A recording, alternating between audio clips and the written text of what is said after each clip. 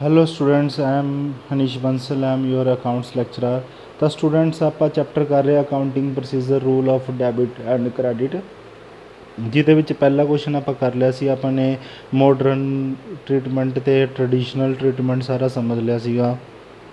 ਹੁਣ ਸਟੂਡੈਂਟਸ ਅੱਜ ਆਪਾਂ ਕਰਾਂਗੇ ਅੱਗੇ ਕੰਟੀਨਿਊ ਕਰਾਂਗੇ, ਜਿਹਦੇ ਵਿੱਚ ਸੈਕਿੰਡ ਸਮ ਹੈ।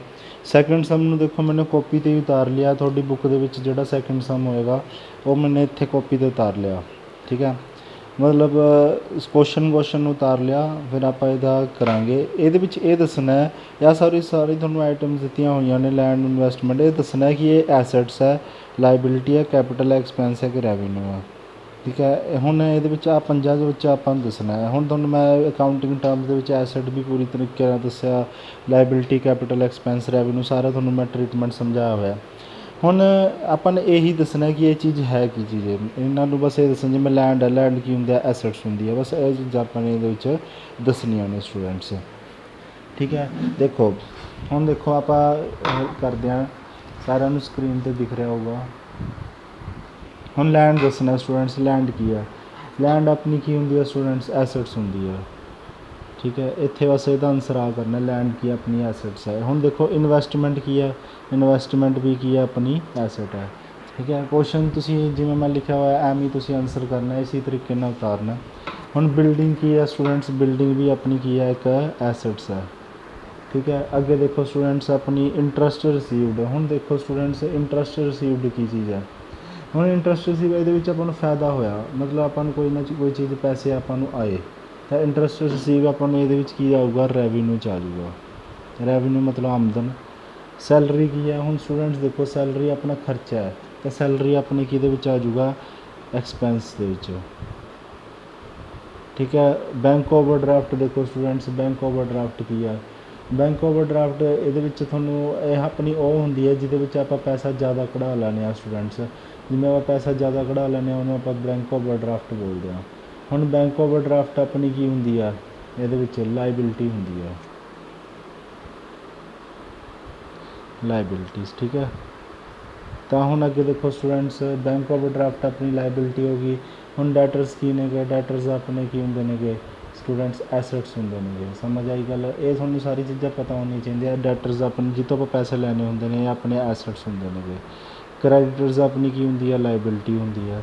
ਬੈਡ ਡੈਪਟ ਕੀ ਹੁੰਦਾ, ਆਪਾਂ ਨੂੰ ਇਹਦੇ ਵਿੱਚ ਨੁਕਸਾਨ ਹੋ ਜਾਂਦਾ ਬੈਡ ਡੈਪਟ ਦੇ ਵਿੱਚ, ਤਾਂ ਇਹ ਆਪਣੇ ਐਕਸਪੈਂਸ ਹੁੰਦੇ ਨੇਗੇ, ਪੈਸੇ ਡੁੱਬ ਜਾਂਦੇ ਨੇ। ਕੈਪੀਟਲ ਹੀ ਹੁੰਦੀ ਹੈ। ਡੈਪਰੀਸੀਏਸ਼ਨ ਦੇਖੋ, ਡੈਪਰੀਸੀਏਸ਼ਨ ਉਹ ਚੀਜ਼ ਹੁੰਦੀ ਹੈ ਜਿਹੜਾ ਆਪਾਂ ਘਸਾਵਟ ਹੋ ਜਾਏ, ਆਪਣੇ ਐਸੈਟ ਦੀ ਵੈਲਿਊ ਗਿਰ ਜੇ, ਉਹਨੂੰ ਆਪਾਂ ਡੈਪਰੀਸੀਏਸ਼ਨ ਬੋਲਦੇ ਹਾਂ। ਇਸ ਨੂੰ ਆਪਾਂ ਐਕਸਪੈਂਸ ਦੇ ਪਾਰਟ ਦੇ ਵਿੱਚ ਲਿਖ ਦਿੰਦੇ ਹਾਂ। ਹੁਣ ਮੋਟਰ ਵਹੀਕਲਸ ਕੀ ਨੇਗੇ, ਆਪਣੇ ਐਸੈਟਸ ਹੁੰਦੇ ਨੇਗੇ। ਫਰੇਟ ਆਪਣਾ ਖਰਚਾ ਹੈ, ਇਹ ਆਪਣਾ ਐਕਸਪੈਂਸ ਹੁੰਦਾ।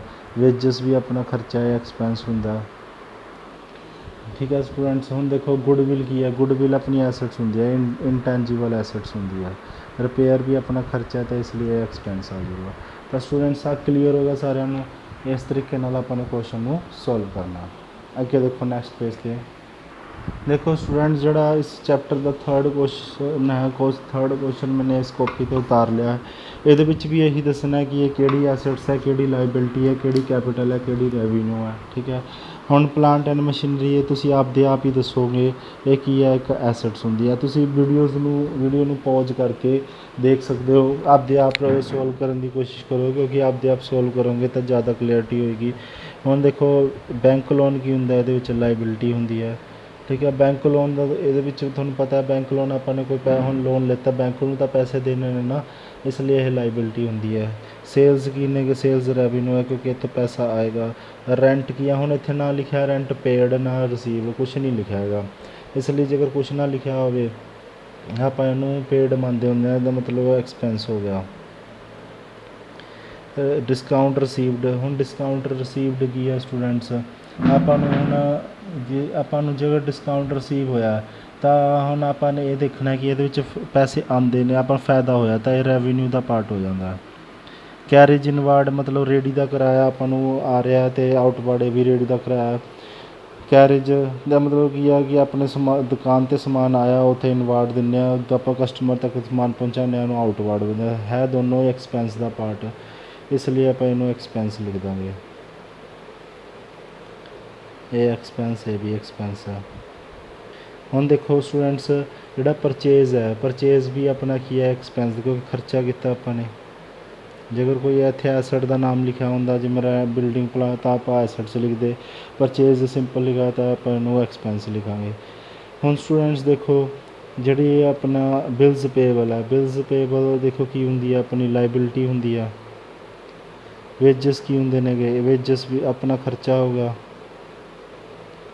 ਹੁਣ ਦੇਖੋ ਇੱਥੇ ਐਡਵਾਂਸ ਇਨਕਮ ਦਾ ਮਤਲਬ ਕੀ ਹੁੰਦਾ, ਆਪਾਂ ਨੂੰ ਐਡਵਾਂਸ 'ਚ ਇਨਕਮ ਆ ਗਈ, ਪਰ ਆਪਾਂ ਨੂੰ ਇਹ ਦੇਣਦਾਰੀ ਤਹਿ ਕੇ ਜਦ ਤੱਕ, ਕਿਉਂਕਿ ਹਾਲੇ ਤੱਕ ਆਪਾਂ ਕੰਮ ਨਹੀਂ ਕੀਤਾ ਉਹਦਾ, ਪਰ ਆਪਾਂ ਨੂੰ ਪੈਸੇ ਐਡਵਾਂਸ 'ਚ ਆ ਗਏ, ਤਾਂ ਇਸ ਲਈ ਆਪਣੀ ਕੀ ਹੋਊਗੀ, ਲਾਇਬਿਲਿਟੀ ਹੋਏਗੀ।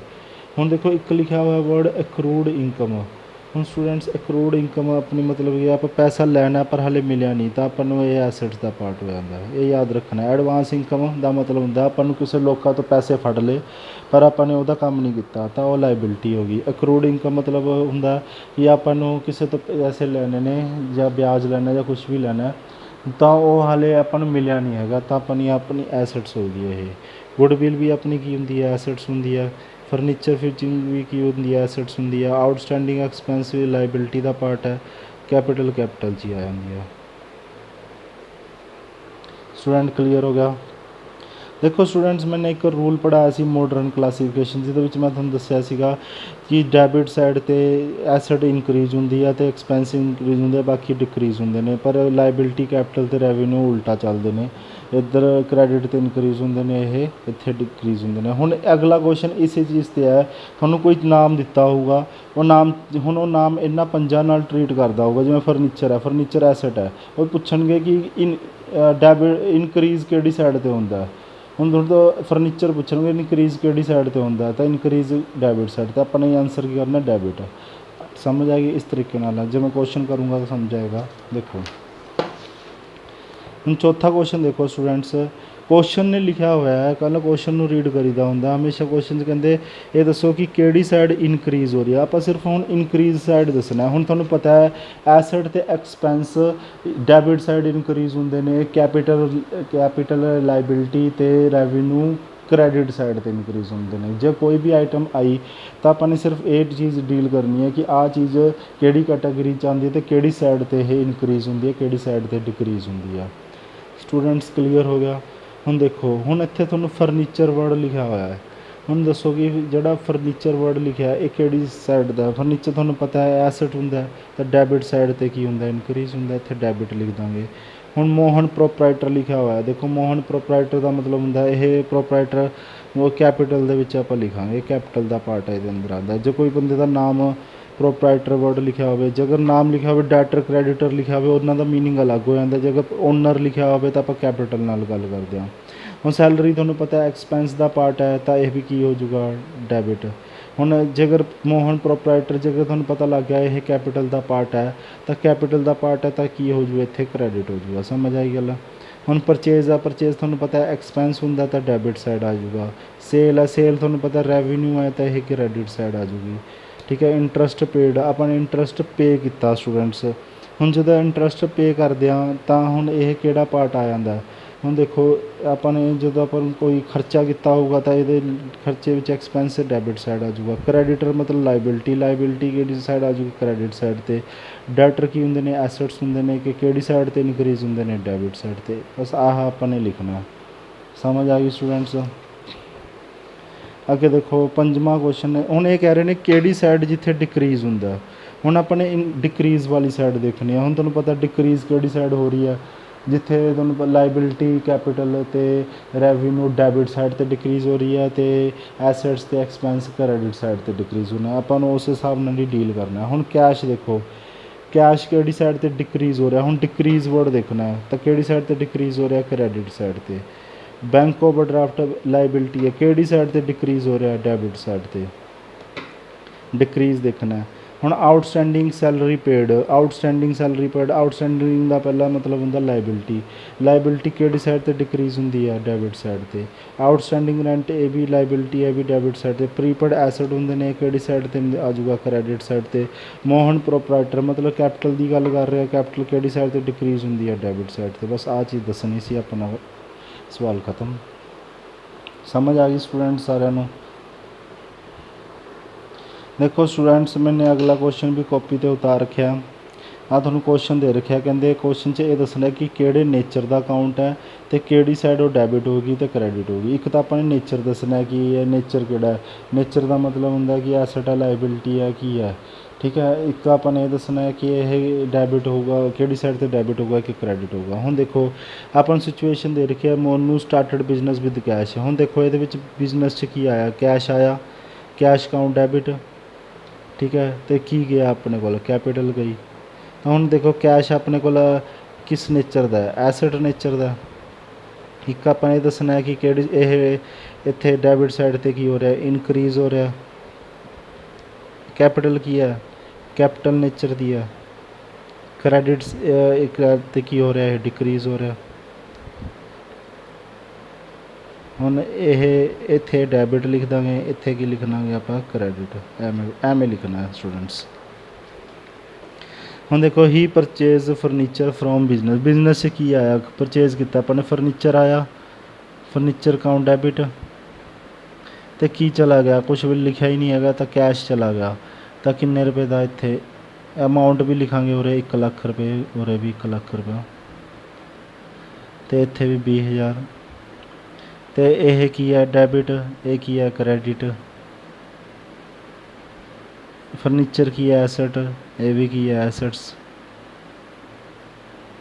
ये डैबिट साइड तो इनक्रीज़ हो रही है, एक डिक्रीज़ हो रही है। बस आ चीज़ लिखनी है। समझ आ गई स्टूडेंट्स।